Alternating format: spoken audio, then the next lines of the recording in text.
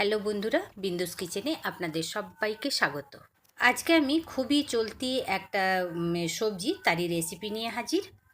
এই সবজির অনেক নাম, এক এক জায়গায় এক এক রকম বলা হয়। খ্যাকসা, ঘি করলা, কাকরোল, মিষ্টি করলা।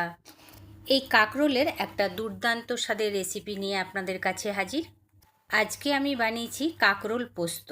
খেতে গরম ভাতে দারুণ হয় দোস্ত। তাহলে চলুন রেসিপিটা দেখে নিই। আর আমার এই রেসিপিটা যদি আপনাদের ভালো লাগে তো অবশ্যই একবার বানিয়ে দেখবেন, আর খেতে কেমন হয়েছে সেটা অবশ্য কমেন্ট করে অবশ্যই জানাবেন। তাহলে চলুন হেঁয়ালি না করে রেসিপিটা শুরু করা যাক।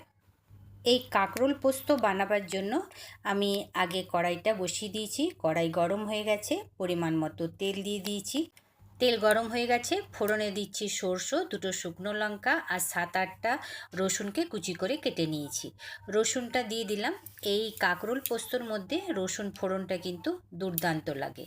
তো ফোড়নটা দিয়ে দিলাম। এবারে একটু বেশ ভালো করে ফোড়নটাকে নাড়াচাড়া করে নিচ্ছি। এইবারে দেখে নিচ্ছি আমি যে কাকরোল কেটে রেখেছি, 4টে কাকরোল, 2টো আলু, একটা পেঁয়াজ, 2টো কাঁচা লঙ্কা বেশ লম্বা লম্বা করে সবগুলোই লম্বা লম্বা করে কেটে নিয়েছি। কেটে ধুয়ে পরিষ্কার করে নিয়েছি। এইবারে এই কাঁকরোলগুলো এর মধ্যে দিয়ে দিলাম। বেশ একটু নাড়াচাড়া করে নেব। আগে ভালো করে নাড়াচাড়া করে নিয়ে এইটাকে এখন আমি 5 মিনিটের জন্য ঢেকে দেব। এর মধ্যে থেকে এখন জল বেরোবে। 5 মিনিট হয়ে গেছে, এবার ঢাকাটা খুলে দেখে নিচ্ছি। ঢাকাটা খুলে দেখে নিচ্ছি, বেশ ভালো করে একবার নাড়াচাড়া করে নিই। দেখুন একটা ভাজার হালকা দাগ এসেছে।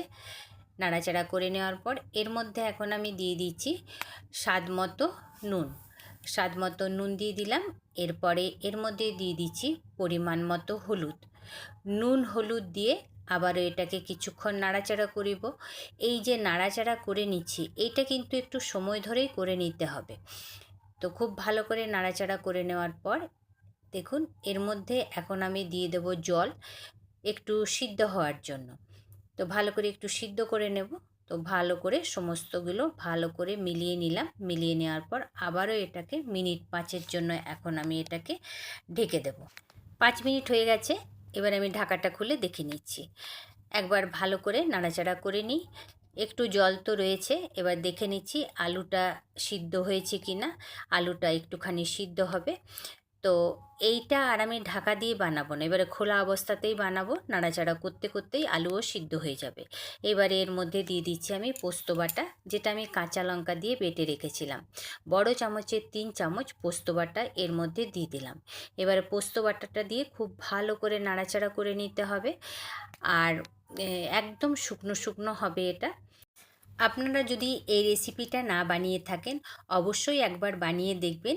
এই রেসিপিটা কিন্তু গরম ভাতে খেতে কিন্তু দুর্দান্ত হয়। এইবারে দেখুন নাড়াচাড়া করতে করতেই আমার এই আলুও সিদ্ধ হয়ে যাবে, আর কাঁকরোল ভালো করে ভাজাও হয়ে যাবে। আর থেকে থেকে এটা একবার করে নাড়াচাড়া করে নিতে হবে যাতে নিচে না বসে যায়। তো এইটা একটু ফিকা লাগছে দেখতে, তাই এটাকে কালারটা ভালো করার জন্য একটু আমি দিয়ে দিলাম লঙ্কার গুঁড়ো। ঝালটা কিন্তু আপনারা একটু দেখে বুঝে দেবেন।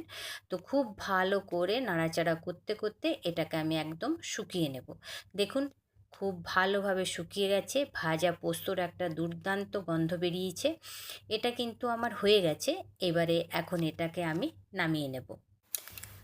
আমি একটা প্লেটে নামিয়ে নিচ্ছি।